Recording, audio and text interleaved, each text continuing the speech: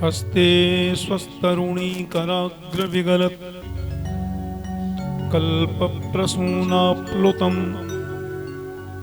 वस्तु प्रस्तुतवेणुनादलहरी निर्वाणनिर्व्याकुलं स्रस्तस्रस्तनिबद्धनी बिबिलशत् गोपीसहस्रावृतं हस्तन्यस्तनतापवर्गमखिलो दारं किशोराकृतिः कृष्णत्वदीयपदपङ्कजपञ्जरान्ते अद्यैव मे विशतु मानसराजहंस प्राणप्रयाणसमये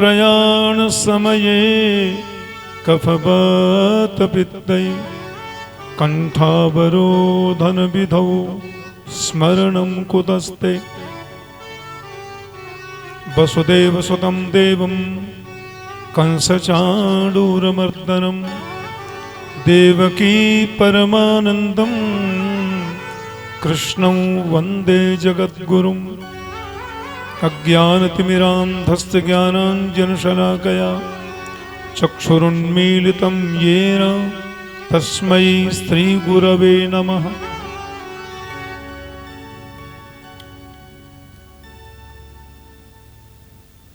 व्यासमंचासीन श्रीमद् भागवत और राम कथा के सरस व्याख्याता श्री रमेश भाई शुक्ल जी, मेरे पार्श्व में विराजमान ब्रजरसोपासक और ददरुआ सरकार के व्यवस्था प्रमुख महंत जी श्री राधिका दास जी महाराज, विराजमान समस्त विद्वत वरेण्य महानुभाव, भगवत चरणानुरागी श्रोतृवृंद, स्नेहमयी भक्तिमती मातृशक्ति,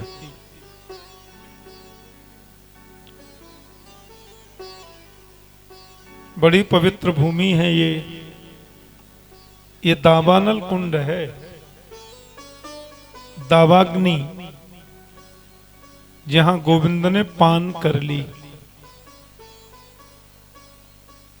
वैसे तो वृंदावन धन्यम वृंदावनम तेन भक्तिर्नृत्यति यत्र च, वृंदावन का मायने क्या है? बहुत सीधी सी बात है, वृंदा माने तुलसी, और तुलसी का जहां समूह है उसे वृंदावन कहते हैं। लेकिन वृंदा की वजह से वृंदावन है ये पूर्ण सत्य नहीं है। वृंदाव नाम है कृष्ण का। वृंदान भक्त वृंदान अवति रक्षतीति वृंदाव श्री कृष्ण। वृंदों को, भक्त वृंदों की जो अवति माने रक्षा करने वाले कृष्ण जहां नित्य नवीन रूप में निवास करें उसको वृंदावन कहते हैं। वृंदान भक्त वृंदान अवति रक्षतीति वृंदावह श्री कृष्ण, वे जहां नित्य वास करें। ऐसी है पावन भूमि वृंदावन की। भागवत का बड़ा सार गर्भित प्रसंग अभी चल रहा था। गोविंद की लीलाओं में सर्वोच्च लीला है चीरहरण की लीला, क्यों कृष्ण योगेश्वर हैं। एक बात मैं आपसे निवेदन करूं, भागवत में आप आगे रासपंचाध्यायी के अंत में श्रवण करेंगे, ईश्वराणाम वचः सत्यम तथैवा चरितम क्वचित विनश्यत्याचरण मौढ़्यात् यथा रुद्रोब्धिजम विषम। ईश्वर का वचन सत्य होता है। ईश्वर की लीला अनुकरणीय नहीं हो सकती।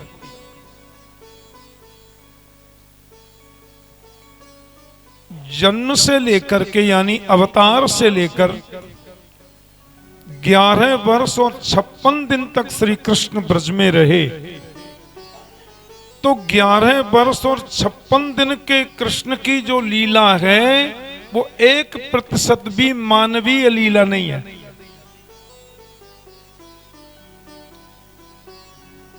क्योंकि वो विशुद्ध ईश्वर की लीला है, विशुद्ध पर ब्रह्म की लीला है।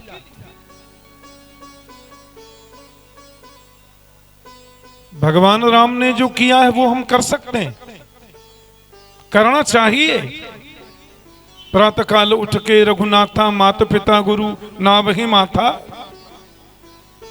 हम प्रातः उठ करके माता पिता गुरु को प्रणाम करें, ये राघव ने किया, हमें करना चाहिए। लेकिन 7 दिन का कृष्ण पूतना को मारता है, ये किसी मनुष्य के बस की बात है ही नहीं। ओनली 7 days, 7 दिन का कृष्ण पूतना जैसी राक्षसी, 10,000 हाथियों का जिसमें बल है, उसको मार देता है। ये मनुष्य लीला है ही नहीं। 5-6 महीने का कृष्ण सक्टासुर को मारता है। अघासुर, बकासुर, व्योमासुर, अरिष्टासुर, केसी, धेनुकासुर, और यही दावाग्नि का पान किया। मुंजाटवी ब्रज में आग लग गई। पहले प्रसंग आ चुका, आपने सुना होगा। 2 बार ब्रज में आग लगी और एक बार कृष्ण ने सबकी आंखें बंद कराकर अग्नि का पान किया, और एक बार सबकी आंखें खुली थी, कृष्ण आग को पी गए। इसका तात्पर्य है तुम विश्वास तो करो, परमात्मा प्रत्यक्ष में भी तुम्हारी रक्षा करता है और परोक्ष में भी रक्षा करता है। एक भी लीला ब्रज की ऐसी नहीं है जो अनुकरणीय हो। 11 वर्ष और 56 दिन तक कृष्ण ने जो चरित्र किया वो विशुद्ध ईश्वरीय चरित्र है। उसका अनुकरण करने की हम सोचेंगे भी तो पतन हो जाएगा, विनाश हो जाएगा, कर ही नहीं सकते। करिए, कृष्ण आग को पी के कोई पी के दिखाओ, कृष्ण ने पूतना मारी, कोई मार के दिखाओ, 7 दिन का बच्चा। और उसमें भी जो ये चीर हरण का प्रसंग है, बाप रे, ये तो विशुद्ध परब्रह्म का चरित्र है।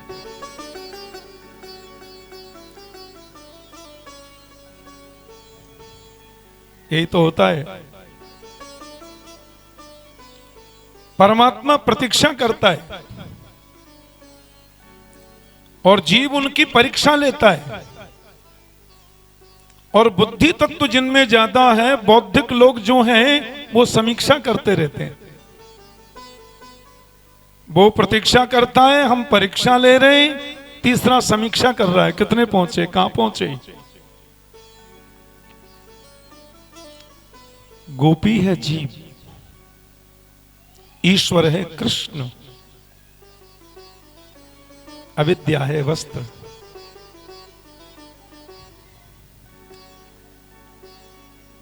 परमात्मा से मिलन में बाधा ये अविद्या ही तो है। गीता में एक बड़ा सुंदर श्लोक है, ईश्वर सर्वभूतानां हृदय से अर्जुन तिष्ठति भ्रामयन् सर्वभूतानि यंत्रारूढ़ानि मायया। प्राणी मात्र के हृदय में ईश्वर वास करता है। आपके हृदय में है, मेरे हृदय में है, पर दिखता क्यों नहीं? अरे भाई, है तो दिखना चाहिए ना, क्योंकि हमारे और ईश्वर के बीच में अविद्या का पर्दा बैठा है, रहकर भी दिखना नहीं है। भगवान कहते हैं तमेव शरणं गच्छ सर्वभावेन भारत। जीव जब ईश्वर की शरण में जाता है तो ईश्वर सबसे पहला काम करता है अविद्या का हरण। अविद्या से इसकी निवृत्ति, तब इसको प्रभु की प्राप्ति होती है। जीव रूपी गोपी, गोपी भी कोई साधारण चीज नहीं है। अभी सुन रहे थे, शुक्ल जी बता रहे थे, गो के तो कई अर्थ होते हैं। गो माने इंद्रिया और पी माने पीना।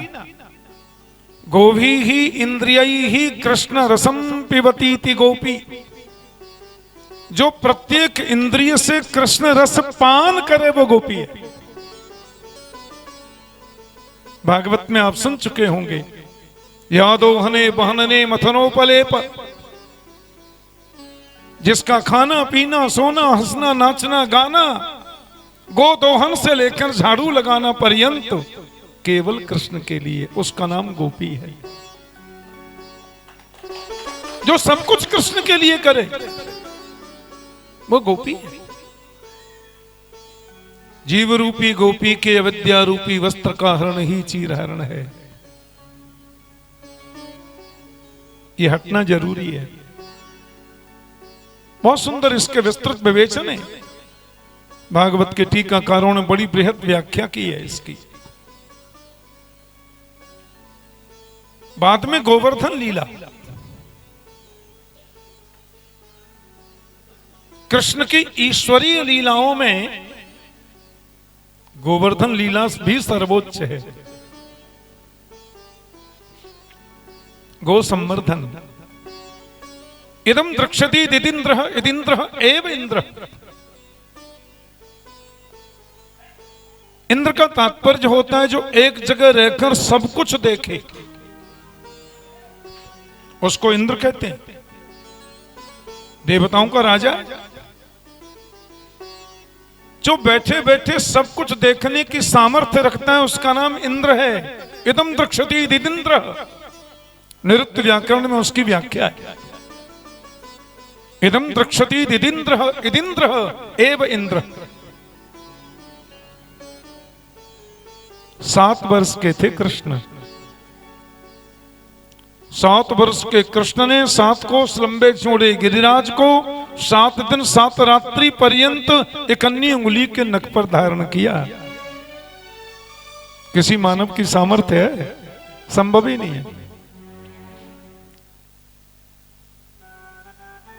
और हमारे महापुरुष ये मानते हैं कि पर्यावरण संरक्षण ही गोवर्धन है। पृथ्वी जल तेज वायु आकाश, चित्त जल पावक गगन समीरा, पंच रचित अधम शरीरा।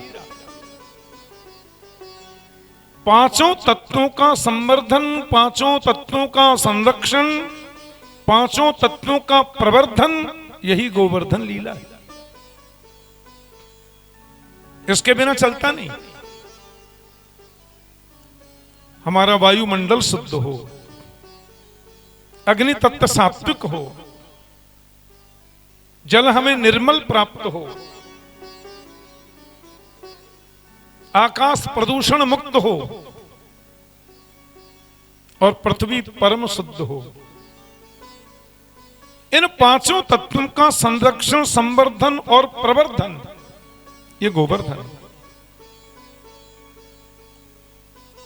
और एक बड़ी विचित्र बात मैं आपसे निवेदन करूं।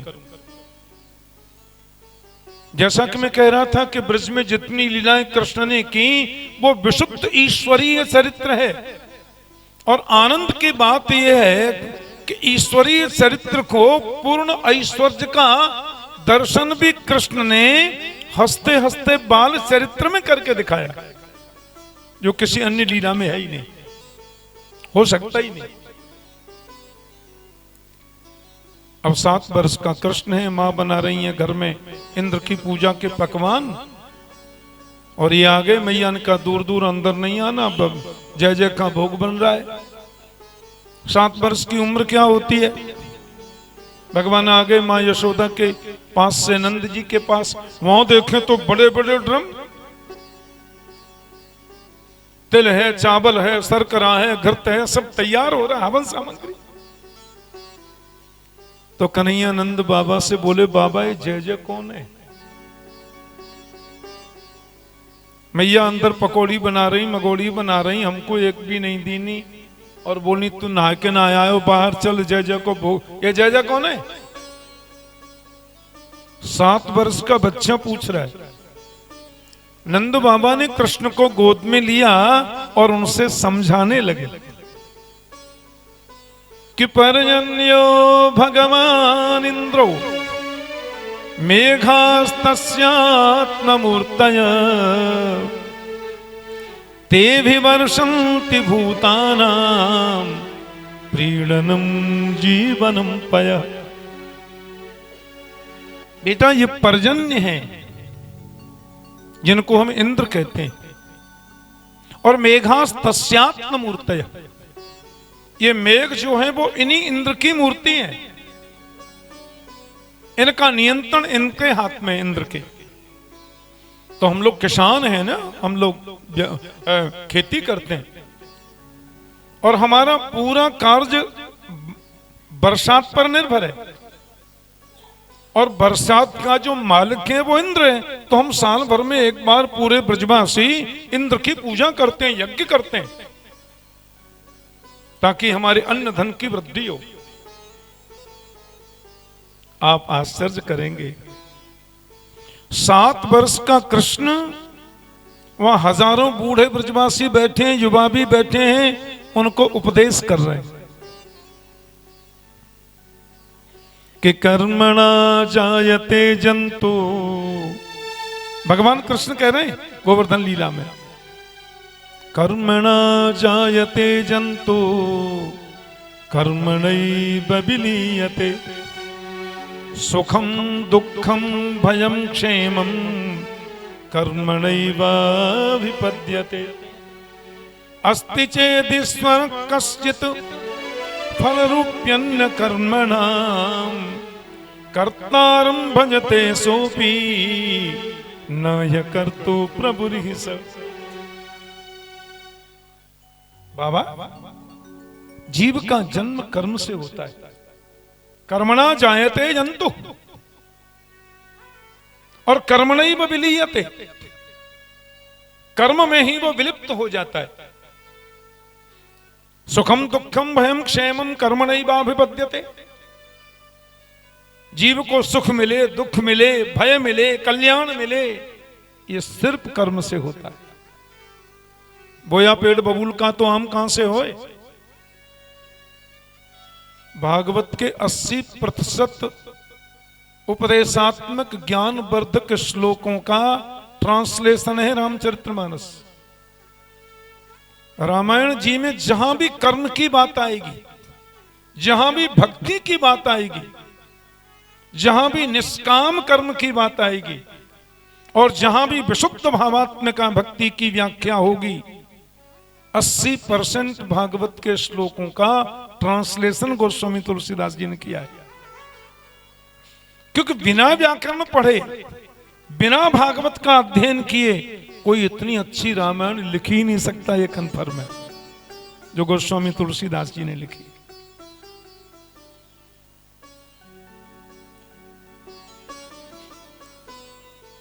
चाहे वो लक्ष्मण जी निषाद को उपदेश दे रहे हैं, टोटली भागवत का व्याख्यान है। और उत्तरकांड तो पूरा भागवत है। उत्तरकांड में जितनी चौपाई है सब भागवत के श्लोकों का हूबहू ट्रांसलेशन है। नरेह माध्यम सुलभम सुदुर्लभम प्लवम सुकल्पम गुरु कर्णधारम मयानुकूलेन नमस्वतेरितम पुमान भमाब्धिम न तरेत स आत्मा। जो न तरह भव सागर नर समाज अस पाए सोकृत निंदक मंदमति आत्मान गति जाए। हूबहू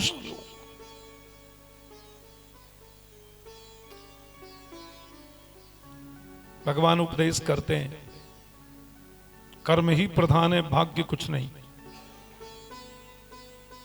कृष्ण भागवत में कहते हैं और गीता में भी कहते हैं, भाग्य नाम की कोई अलग से चिड़िया होती ही नहीं है। आज का कर्म ही कल भाग्य बनता है। आज का सत्कर्म कल सद्भाग्य बनेगा। आज का दुष्कर्म कल दुर्भाग्य बनेगा। कर्म बीज है तो भाग्य फल है। कर्म प्रधान है। आप कथा सुन के जाओ ना, आज तो अपने कमरे में जाकर के अंदर से कमरा बंद करके और चाबी खिड़की में से नाली में फेंक देना रोड पे, और बेड पे चद्दर ओढ़ करके सो जाना, कहना भाग्य में होगा तो राम जी यहीं दे जाएंगे। भूख के मारे प्राण भले ही निकल जाएं, जो राम जी भोजन दे जाएं तो जो कहो सो करूंगा। और राम जी आ भी रहे होंगे ना तो झीना से वापस लौट जाएंगे। नालायक ना समझ, मैंने इसको बुद्धि दी है, हाथ दिए हैं, पैर दिए हैं, शक्ति दी है, कर्म करता नहीं, मेरे ऊपर पड़ा है। आलसी आदमी भगवान को बिल्कुल पसंद नहीं। और जो आलसी होते हैं वो भाग्य भाग्य भाग्य भाग, दैव दैव आलसी पुकारा। भगवान गोवर्धन लीला के प्रसंग में कह रहे हैं ब्रजवासियों से, अस्ति चेदीश्वर कश्चित फलरूप्यन्न कर्मणाम कर्तारं भजते सोपि नाह्य कर्तु प्रभुरिहि सब। कृष्ण कह रहे हैं यदि ईश्वर नाम की कोई चीज है, भगवान कह रहे हैं ईश्वर अस्ति चेत, यदि ईश्वर नाम की कोई चीज है बाबा, तो वह भी फल उसी को देती है जो कर्म करता है। जो कर्म नहीं करता उसको ईश्वर भी फल कभी नहीं देता। कर्म संवर्धन की लीला है गोवर्धन लीला। और भगवान ने ब्रजवासियों को बता दिया, इंद्र हो चाहे इंद्र का बाप हो, यदि निष्ठा से कर्म करोगे तो तुम इंद्र को परास्त कर सकते हो।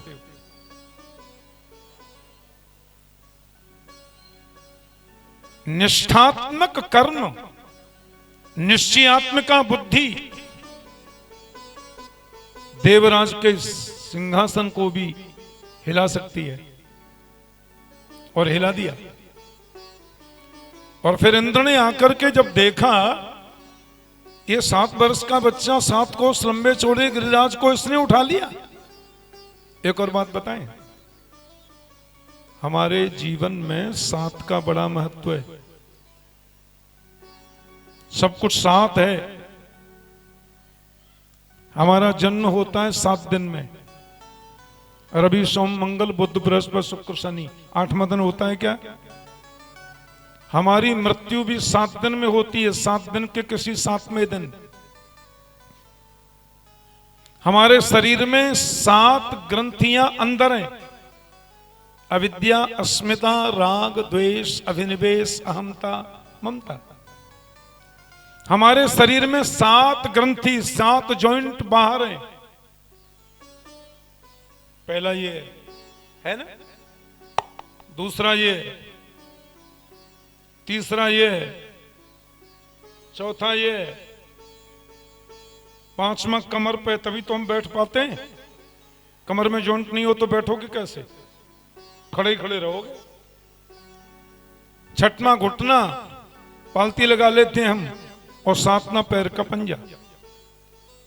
7 गांठें बाहर, 7 ग्रंथियां अंदर। ब्रज 84 कोष में 7 गांव निज धाम, वृंदावन और मधुपुरी बरसानो नंदगांव। हमारे ब्रज के 4 गांव प्रसिद्ध हैं, मथुरा, वृंदावन, नंदगांव और बरसाना। और आश्चर्य की बात यह है, इन चारों ही गांवों से गोवर्धन 7 कोस है। वृंदावन से गिरिराज जी का एक छोर ठीक 7 कोस है। गिरिराज जी का एक छोर मथुरा से ठीक 7 कोस है। बरसाने से गिरिराज जी का एक छोर एकदम 7 कोस है। नंदगांव से गिरिराज जी का एक छोर 7 कोस है। गिरिराज की परिक्रमा भी 7 कोस की है। कृष्ण की उम्र भी 7 वर्ष की है। उसको धारण भी किया 7 दिन और 7 रात्रि पर्यंत। इसलिए तो भागवत की कथा सप्ताह कथा होती है। हम लोग 9 दिन में भी करते हैं, 11 दिन में भी करते हैं। 9 दिन में करेंगे तो 2 दिन महात्म्य, सप्ताह 7 दिन। 11 दिन करेंगे तो 5 दिन महात्म्य, सप्ताह 7 दिन। 15 दिन में करेंगे तो 8 दिन महात्म्य और 7 दिन सप्ताह कथा, क्योंकि जीवन 7 ही दिन में है, 8वां दिन ही नहीं होता। तो मैं निवेदन कर रहा था कि गोवर्धन की जो लीला है, ये केवल इंद्र का मान मर्दन करने की लीला नहीं है, ये भक्ति के संवर्धन की लीला है, ये प्रकृति के संवर्धन की लीला है, ये प्रकृति के संरक्षण की लीला है, और ये कर्म को मजबूत करने वाली लीला है। एक श्लोक बोला करते हैं लोग सुबह उठते उठते, कराग्रे बसते लक्ष्मी, कर मध्य सरस्वती, करमूले तु गोविंद प्रभाते, कर दर्शनम। कर के अग्रभाग में लक्ष्मी का वास है, ये अग्रभाग है, यहां लक्ष्मी रहती है। इसका मतलब यह है कि कर्म करोगे तो लक्ष्मीवान बनोगे। और कर मध्य सरस्वती, कर के बीच में सरस्वती है, माने ज्ञान। कर्म से तुम ज्ञान संपन्न भी हो सकते हो। स्वाध्यायान मां प्रमथितव्यम,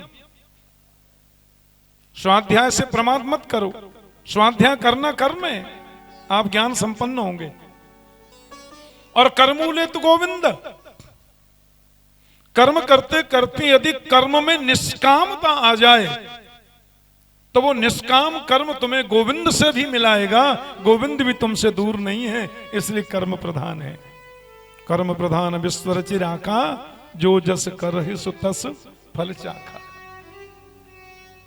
उसकी लीला है गोवर्धन लीला। पर ब्रह्म की लीला तो यही है। इसलिए देवराज इंद्र आए, आकर के चरणों में गिर पड़े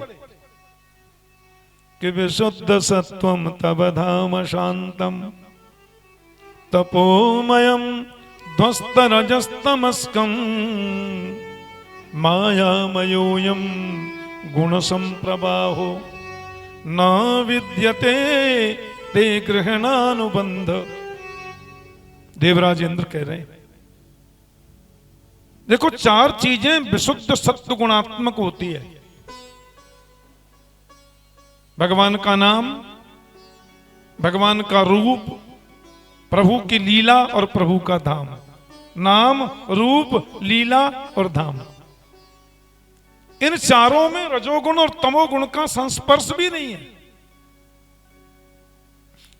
इसलिए प्रभु के नाम का खूब जाप करो। जपात सिद्धिर, जपात सिद्धिर, जपात सिद्धिर न संशय। भगवान के रूप का चिंतन करो। संचिंतयेद भगवत चरणारविंदम, वज्रांकुशध्वज सरोरुहलांचनाढ्यम, उक्तुंग रत्न चक्रवाल, ज्योत्स्नाद विराद महदयत हृदयांधकारम। कपिल देवूति संवाद। भगवान के स्वरूप का चिंतन कर दिए, चरणों से लेकर के मुख पर्यंत चिंतन करें। भगवान की लीलाओं का श्रवण करें, लीला का श्रवण कर चिंतन करिए। और भगवान के धाम में बार बार आने की चेष्टा करिए। प्रभु के धाम में बार बार आओ। तो नाम, रूप, लीला, धाम, ये चारों ही सत्वगुणात्मक हैं। और उसमें भी वृंदावन धाम, अरे बाप रे। एक बात कहूं, 4 धामों में वृंदावन का नाम नहीं है। वृंदावन धाम 4 धाम में नहीं है। जितने भी तीर्थों की लिस्ट है उसमें आपको वृंदावन का नाम नहीं मिलेगा। धार्मिक रीति से भी नहीं है और सरकारी लिस्ट में भी नहीं है। वृंदावन को तीर्थ कहना तो इसका अपमान करना है। तीर्थ माने होता पवित्र। सप्तपुरियों में वृंदावन नहीं है। आपने तो सुनी होगी ना, गर्ग संहिता में कथा आती। तीर्थों के राजा बन गए प्रयागराज और तीर्थों के गुरु हो गए पुष्कर। और संविधान बन गया, बोल जितने भी तीर्थ हैं वो साल भर में 3 बार प्रयागराज को मत्था टेकेंगे, हाजिरी लगाएंगे, अपना लेखा जोखा देंगे क्या क्या हुआ। सारे तीर्थ जाते, माघ में तो सब जाते, वृंदावन कभी नहीं गए। तीर्थराज प्रयास को बड़ा बुरा लगा, ईगो प्रॉब्लम तो रहता ही है। उसने कहा, भगवान से कहा, देखो ब्रह्मा जी ये ठीक नहीं है, और हम तीर्थों के राजा हैं, आई एम किंग, और ये छोटा सा वृंदावन आता नहीं, मेरी तरफ आंख निकालता है। ब्रह्मा जी ने रजिस्टर खोला तो बोले, भैया इसमें तो कहीं वृंदावन का नाम ही नहीं, तीर्थों की लिस्ट में ही नहीं है। ब्रह्मा जी सब तीर्थों को लेकर प्रयागराज के संग भगवान के पास गए, नारायण के पास। नारायण, अरे क्या बात है, बड़े, अरे सब देवता, अरे भीड़, क्या क्या हुआ? बोले प्रयागराज रो रहे। क्या बात है? बोले इसी प्रकार मेरा अपमान करना था तो तीर्थों का राजा क्यों बनाया आपने? सारे तीर्थ आते हैं, भेंट लेके आते हैं, मेरी हाजिरी लेते हैं, मुझे लेखा धोखा दिखाते हैं, और छोटा सा वृंदावन कभी आता ही नहीं। बुलाता हूं तो बोलता टाइम नहीं है। ऐसे ही करना था तो मुझे हटा दीजिए, मेरे को नहीं बनना राजा। और पुष्कर जी बोले, बात तो ठीक है, इसका समर्थन तो हम भी करते हैं, और ये तो ठीक नहीं है, सब राजा का अपमान है। भगवान मुस्कुरा करके प्रयागराज से बोले, ओ भले आदमी, मैंने तुम्हें तीर्थों का राजा बनाया है, अपने घर का राजा थोड़ी बनाया है। ये घर है गोपाल जी का, कन्हैया का घर है ये। यहां तो उद्धव जी भी नाक रगड़ते हैं। आसाम हो चरण रेणु जुसाम हंस्यान वृंदावने किमपि गुल्मलतौ सधीना यादुस्त्यजं स्वजन मार्ज पथम च हित्वा भेजुर्मुकुंद पदवीं सुतिभिर्नृज्ञाम्। उद्धव ने गोपियों को प्रणाम नहीं किया, बोले इनको प्रणाम करने के काबिल नहीं हूं मैं।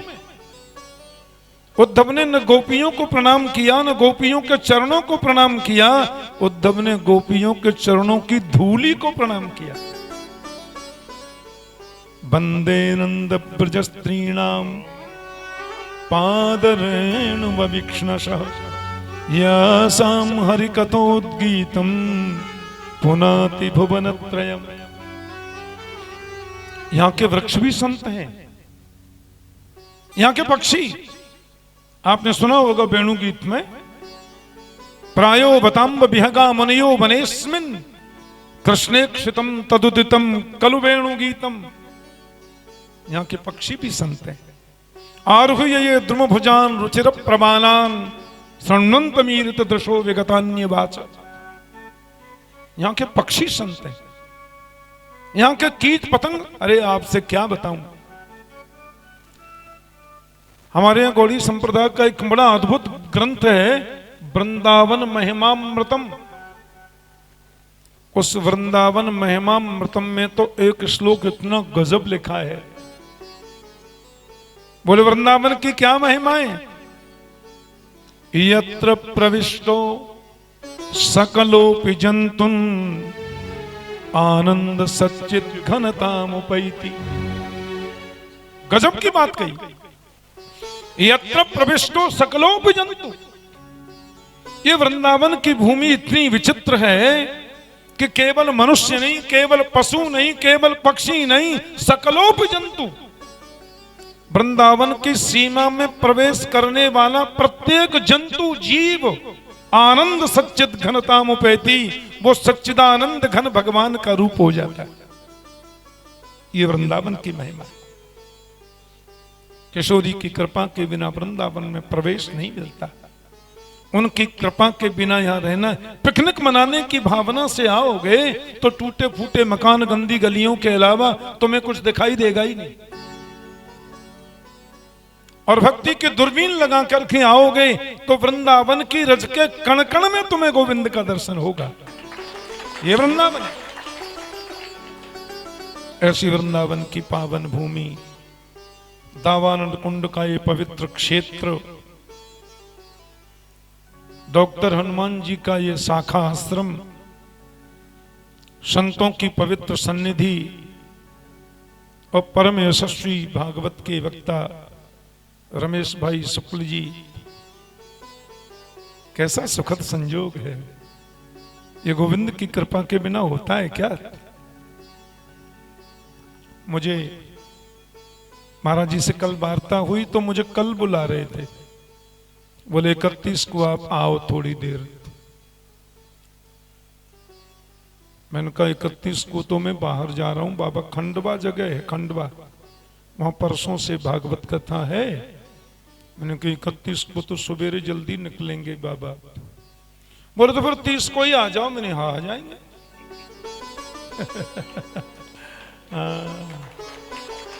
तो बहुत अच्छा, बहुत सुख मिला। ददरुआ आश्रम में तो 2-3 बार कथा भी मैंने की है, बहुत सुख मिलता है वहां। चिरंजीव इंद्रेश ने भी वहां कथा की और पूज्य बड़े महाराज जी का बड़ा वात्सल्य भाव रहता है इंद्रेश के प्रति, दास के प्रति भी बहुत स्नेह आशीष है। और हमारे राधिका दास जी तो ब्रजवासी हैं, ये तो ब्रजवासी हो गए।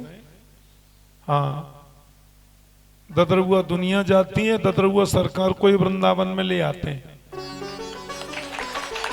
हाँ, आपको मालूम है ददरुआ सरकार हनुमान जी सखी भाव से रहते हैं और वृंदावन में सखी भाव की प्राधान्यता है। मैं अभी गोपी भाव के बारे में चर्चा कर रहा था। तो यहाँ ददरुआ सरकार भी यहाँ नित्य निवास करते हैं उसी भाव से, और वहां तो उनकी गद्दी है ही है। आप सब लोग बड़भागी हैं, भागवत का खूब आनंद ले रहे हैं आप, और मैं समय कुछ ज्यादा ले लिया। एक तो कथा के मध्य में नहीं बोलना चाहिए, पर व्यास गद्दी से ही जब आदेश हो जाए तो वो फिर अध्यादेश होता है और उसका अनुपालन करना नियम है।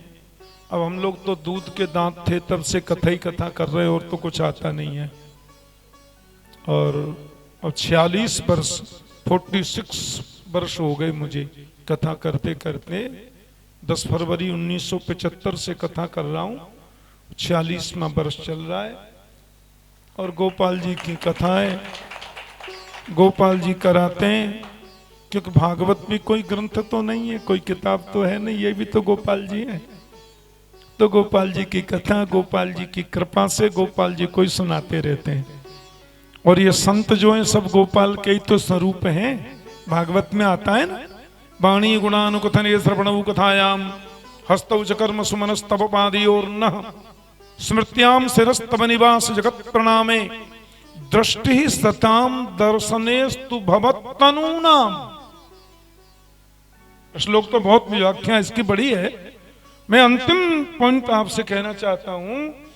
उन्होंने यमलार्जुन के वृक्षों ने कहा दृष्टि सताम दर्शनेस्तु भवत्तनूनाम, हमारी दृष्टि आपके संतों का दर्शन करे। भगवान बोले क्यों? बोले संत आपके तनु हैं। भवत्तनूनाम, तनु माने शरीर, संत आपके ही शरीर हैं। ऐसे संतों की मध्य में बैठकर कथा का रसपान करना अपने आप में गोविंद की कृपा का प्रत्यक्ष प्रतीक है, प्रमाण है। तो व्यास मंच को पुनः पुनः वंदन, सभी संत जनों के चरणों में अनंतानंत प्रणति। और मुझे बहुत अच्छा लगा, बहुत सुख मिला।